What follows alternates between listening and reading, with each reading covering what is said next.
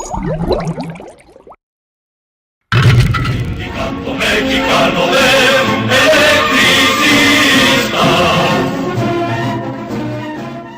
Electricistas. Estamos con Martín Esparza, secretario general del Sindicato Mexicano de Electricistas.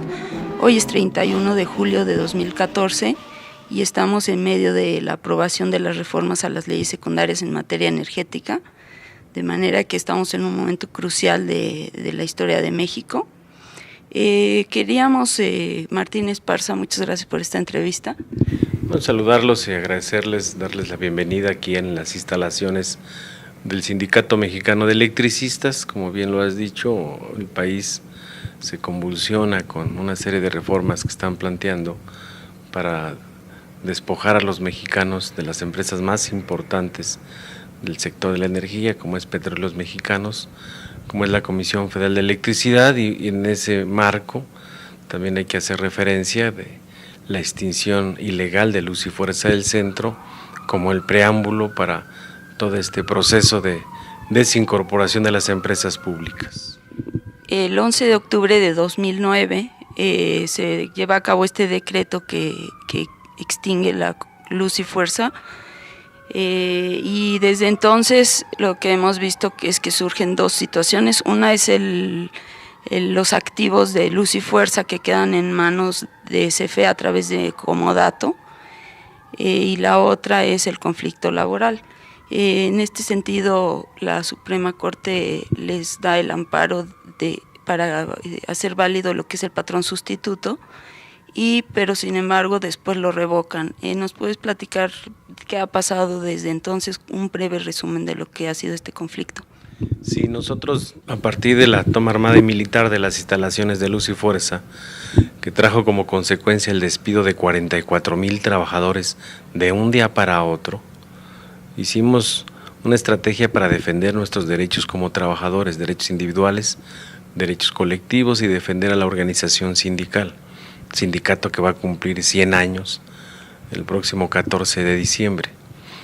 La estrategia jurídica fue primero interponer un recurso de amparo en contra de la constitucionalidad de ese decreto porque no cumplió con la formalidad que establece la propia ley.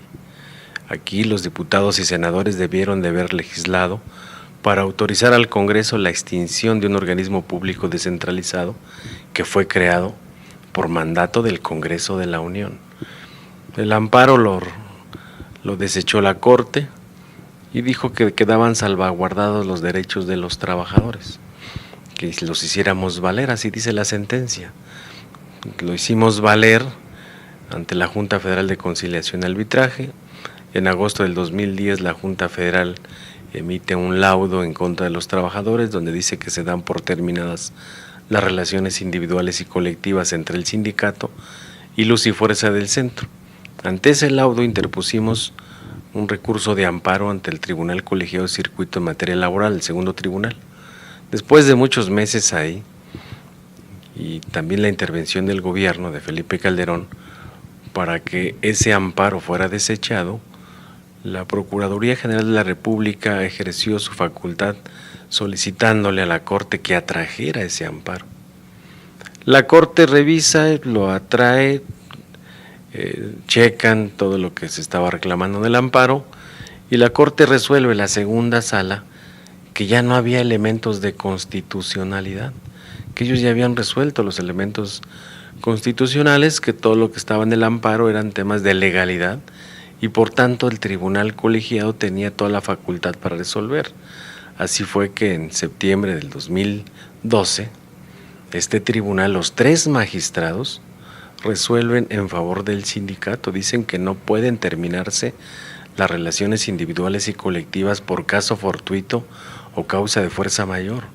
Dice, las decisiones del presidente no pueden ser fortuitas. Él lo hizo, pudo haberlo evitado, corregir lo que estuviera mal. Dice, tampoco es fuerza mayor porque no fue ni un terremoto, ni un temblor, ni un tsunami que acabara con la industria. La industria ahí está, la administra hoy CFE, entonces por tanto, como estamos en el apartado A del artículo 123, entonces nos permite que se mantenga los trabajadores haciendo la labor que por muchos años lo hemos hecho. Dice: el patrón sustituto es Comisión Federal y condena a la Junta Federal de Conciliación y Arbitraje a emitir un nuevo laudo atendiendo los lineamientos que estableció el tribunal. Y de manera, pues para nosotros, con mucho desánimo y observando que en nuestro país se ha sepultado la democracia, se ha sepultado la impartición de justicia, hoy están secuestrados estos órganos, tanto el Congreso de la Unión como la Suprema Corte, secuestrados por esta clase política gobernante que impone un nuevo régimen autoritario en contra de los trabajadores y del pueblo. Promovieron, después de esta resolución del tribunal, promovieron un recurso de revisión que ya no era procedente, la Corte lo admite, y ya estaba la transición entre los que salían de la presidencia y los que llegaban, ya había pasado la elección, se pusieron de acuerdo, y la Corte, con una serie de razonamientos que es increíble que digan que no podía haber la figura del patrón sustituto, puesto que el presidente de la República no puede ser patrón sustituto de los trabajadores, cuando nunca se planteó eso. Se plantea el patrón sustituto porque existe la actividad económica, porque la infraestructura ahí está, porque son las mismas herramientas, equipos, y se sigue haciendo todo el proceso. Y entonces ellos, con una serie de razonamientos, dijeron no, dicen los tres magistrados se equivocaron, no hubo sanción para los 3 magistrados que se equivocaron, y simplemente con esa resolución dejaron firme el laudo de la terminación de las relaciones individuales y colectivas de trabajo. Entonces hoy lo que sigue en la Junta Federal es interponer el incidente de liquidaciones de todos los trabajadores, porque también ahí será otro juicio. Nosotros estamos trabajando mediante un estudio actuarial cuánto le corresponde a cada trabajador en su derecho individual y en su derecho colectivo. Ellos planteaban que fuéramos a cobrar indemnizaciones, no liquidaciones, sino indemnizaciones, conforme a la ley, dice 20 días por año calendario y un bono para que ya te vayas bien. No, aquí nos tienen que pagar todo lo que hemos generado de riqueza en nuestra vida laboral, nuestros salarios. Se tiene que actualizar las revisiones salariales y contractuales del 2010, 2011 hasta el 2012 y el 2013, que cuando quedó firme el laudo de la Junta. Y para eso hay que hacer un estudio actuarial con actuarios matemáticos, que ya lo estamos trabajando. Y además estamos también revisando una serie de fondos de recursos económicos colectivos que hemos generado los propios trabajadores. Hay un fondo de reserva de jubilación, cada trabajador que labora se le descontaba el 1.5% de su salario cada semana para constituir este fondo. También aportaban los jubilados, y entonces este fondo se creó desde 1936, y ahorita lo que tenemos de registrado, que ese fondo asciende por ahí de los 250,000 millones de pesos, más otro fondo que es un fondo de vivienda. Nosotros no cotizamos al Infonavit ni al Fobiste, nosotros creamos nuestro propio fondo de programa habitacional con la aportación del 15.5% del salario de todos los trabajadores, se constituye cada año, para que de ahí se le prestara sin intereses a los trabajadores. Ese fondo es de los trabajadores, ese fondo debe de andar en este momento por el orden de los 17,000 millones de pesos. Y también creamos un seguro sindical, con la aportación del 1.5% de los salarios cada semana, para crear un seguro de vida. En caso del deceso de un trabajador, su familia tuviera una garantía de tener recursos para poder subsistir. Ese también es un fondo creado por los trabajadores. Ese fondo debe andar por el orden de los 18,000 millones de pesos. Y eso es lo que hemos demandado ya ante la Junta Federal de Conciliación y Arbitraje, para que se revisen los estados financieros. ¿De dónde hacen frente a estos activos, a estos pasivos laborales que así se mencionan? Pues es con los activos de la empresa. O sea, lo que nos deben es similar a lo que vale el uso y fuerza del centro. Así están establecidos los organismos públicos descentralizados. Entonces no pueden desincorporar ellos si no se termina el conflicto laboral. Por cierto, el 8 de agosto tenemos audiencia en la Junta Federal de Conciliación y Arbitraje, la Junta Especial, a las 10 de la mañana. Ahí estaremos todos los trabajadores y miles de jubilados, exigiendo que todo lo que hemos ahorrado y los fondos que hemos constituido sean entregados al sindicato para que de manera equitativa, de acuerdo a su tiempo de servicio y salarios, sean entregados a los trabajadores. Hasta ahí estamos. En el tema legal, es importante mencionar que ante la resolución de la Corte, lo que hicimos también fue interponer una petición a la Comisión Interamericana de los Derechos Humanos. Creemos nosotros que no podemos dejar que se instaure una dictadura en el país. O sea, que por bien del interés público de la economía nacional te despojen del único patrimonio que tienes, que es tu trabajo, violando tratados internacionales en materia de derechos humanos. Entonces estamos ahí también en la Comisión Interamericana. Hay recursos que interpusimos en las oficinas administrativas de Estados Unidos, en Washington y en Canadá, en Ottawa, en el marco del Tratado de Libre Comercio de América del Norte. Hay una cláusula democrática donde se refieren los derechos de los trabajadores. También estamos ahí y seguiremos en la lucha también internacional para que podamos mostrar al mundo lo que está pasando en México. O sea, cómo hacia afuera, de manera institucional, tratan de dar una imagen distinta a lo que estamos viviendo los mexicanos en este momento. Estamos viviendo prácticamente una de las peores crisis institucionales, gubernamentales en nuestro país, que obedece no a los intereses de los mexicanos y de los grandes empresarios, de las multinacionales, como una política que han adoptado que viene desde el Fondo Monetario Internacional y el Banco Mundial. Llevamos 20 meses en este nuevo gobierno del PRI, de Peña Nieto. En esos 20 meses, este conflicto de ustedes ¿cómo ha sido tratado? ¿Cuál es la diferencia del gobierno panista de Calderón a este gobierno nuevo?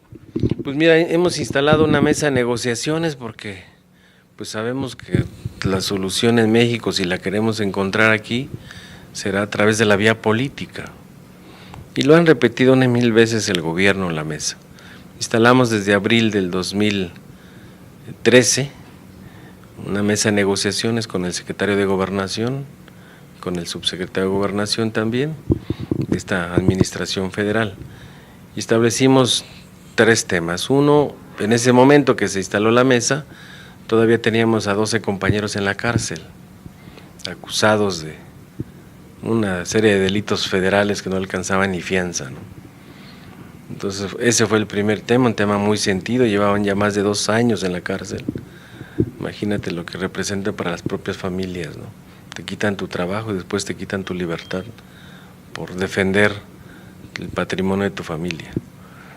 Y lo primero que hicimos en esa mesa fue que se agilizaran los procedimientos judiciales, porque sabíamos que teníamos la razón, que los compañeros no eran delincuentes, no eran culpables de lo que se les estaba acusando. Y así se dio, se agilizaron los procedimientos judiciales y alcanzaron su libertad.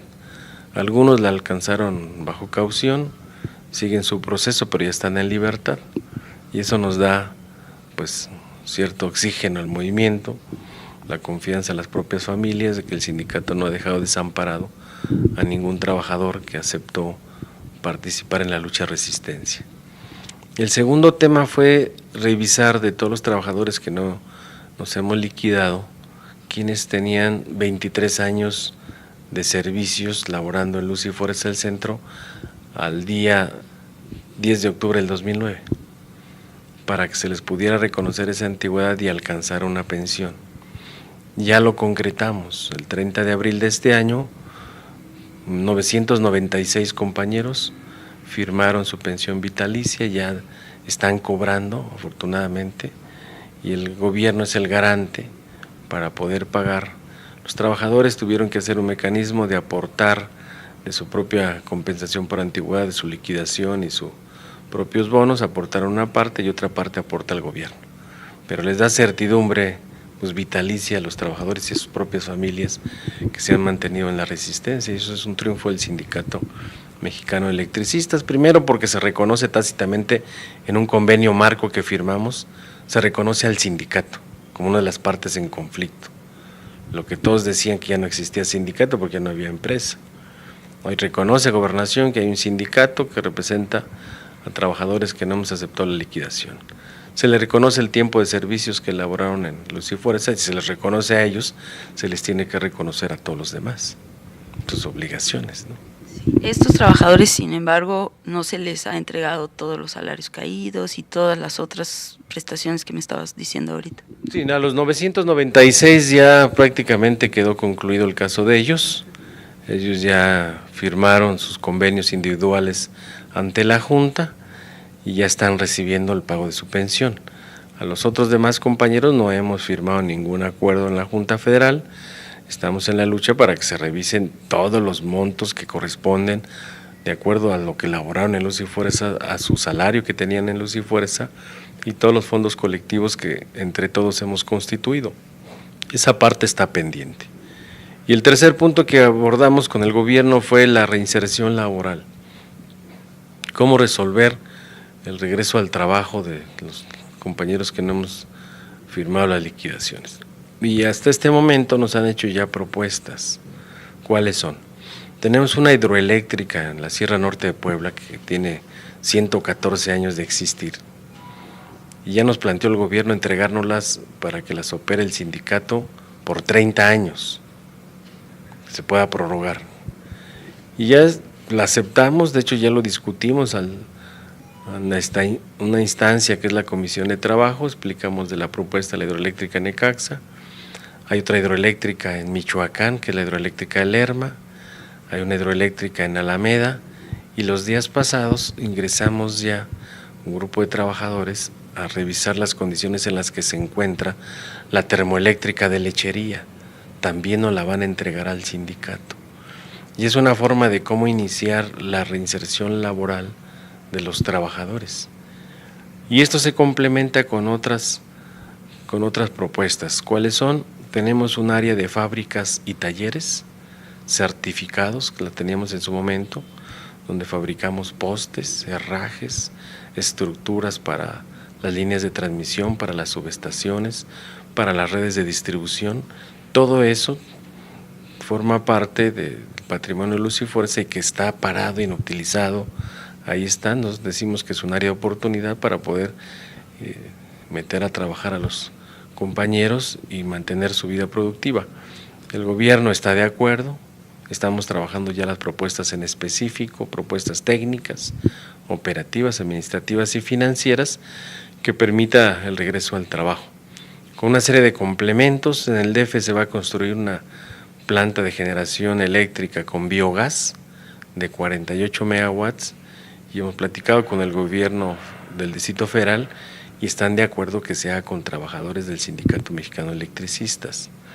Y hay una planta de generación fotovoltaica que se va a hacer en el estado de Durango y hemos platicado ya con la empresa que la va a construir y están de acuerdo a contratar de entrada 5,000 trabajadores en el proceso de construcción y después cuando se mantenga la operación ya entre en funcionamiento, también sería con trabajadores del Sindicato Mexicano de Electricistas.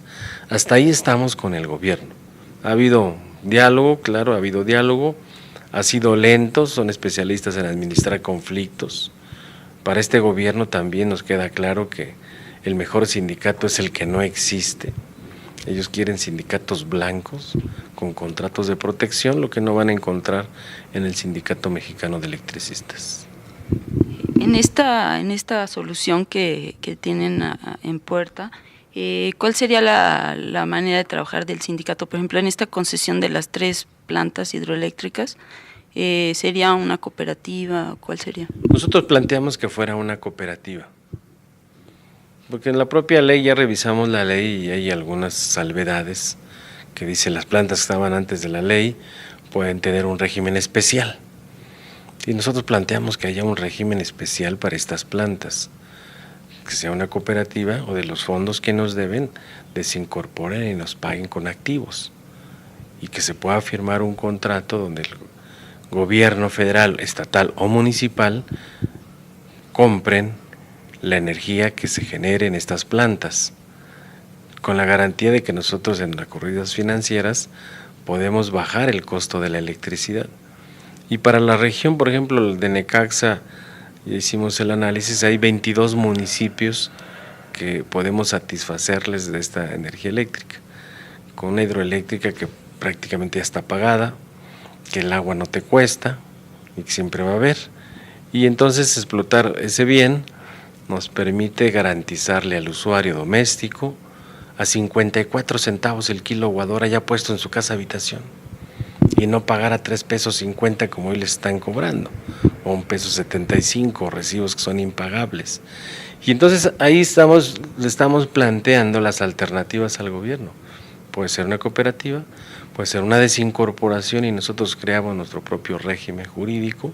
Estamos de acuerdo en pagar el impuesto que corresponde al gobierno, de ahí mismo va a salir. Ya hicimos una corrida de cuántos trabajadores se requieren, cuánta inversión inicial. En este momento está funcionando con 72 megawatts, es una planta que tiene una capacidad de 204 megawatts, que bien podemos llevarla a un 80% de factor de planta y ser altamente rentable. Entonces les vamos a poder demostrar al gobierno y a los mexicanos que con la mano de obra calificada del sindicato y con una organización que tiene más de 100 años de existir, podemos utilizar esa infraestructura para bien de los mexicanos. ¿Y se reflejará en la tarifa al usuario? Sí, claro. Esto se va a reflejar, que no alcanza para satisfacer a todos los casi 24 millones de usuarios que están en la zona central del país, ¿no? Pero va a alcanzar, por lo menos ahí tenemos 22 municipios, y va a alcanzar para una parte en el Distrito Federal.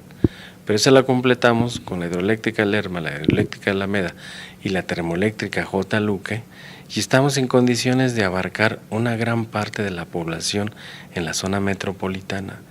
Y eso es lo que le estamos vendiendo al gobierno, incluso una iniciativa que está en el Congreso, que todas las hidroeléctricas y geotérmicas que son del Estado, las mantenga el Estado para avanzar a dar una tarifa social.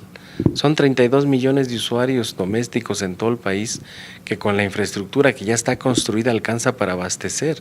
Ya si los grandes consumidores le quieren comprar a Iberdrola, le quieren comprar a Transalta, Mitsubishi, a Intergreen de Estados Unidos, a todas las multinacionales, pues ya será asunto de los grandes consumidores, pero los domésticos, a partir de esta crisis financiera que no hay empleos, salarios mal pagados, la pérdida del poder adquisitivo de los trabajadores y de las clases más desprotegidas, dices, no puede ser que no se utilice la infraestructura del Estado para atender esta demanda de los mexicanos. Sindicato mexicano de